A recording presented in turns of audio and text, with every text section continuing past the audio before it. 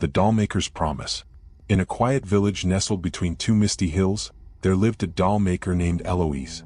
Her dolls were unlike any others, so lifelike that children swore they blinked when no one watched, and mothers whispered prayers when tucking them away at night.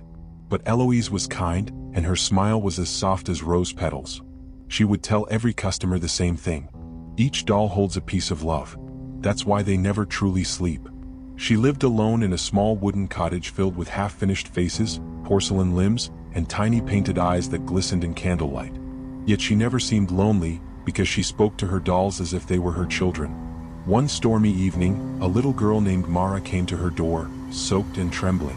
Her mother had passed away that morning, and Mara carried her mother's favorite ribbon in her fist. Eloise, heartbroken by the child's grief, took her in and said softly, "Would you like me to make you something beautiful? Something to keep your mother's love close?" Mara nodded and Eloise got to work. She mixed porcelain with tears, sewed the ribbon into silk hair, and whispered gentle lullabies into the doll's hollow chest. When she finished, the doll looked exactly like Mara's mother. Eyes tender, smile gentle, even a faint scent of lavender. Mara hugged it tight and slept soundly that night for the first time since the funeral. But the next morning the doll had moved. It sat by the window looking out at the garden. Mara laughed and said, "Mama wants to see the flowers." Eloise froze. She hadn't placed it there. She told herself it was harmless. The love within the doll was strong, that was all. But as days passed, the doll began to hum. A low, mournful hum. The same tune Mara's mother used to sing. And when Mara laughed, the doll's head would tilt toward her, as though listening. Then one night, Eloise awoke to soft footsteps in the hallway. She opened her door and saw Mara standing there, holding the doll. "Mama says I don't need you anymore," the girl whispered. The doll's glass eyes gleamed in the candlelight.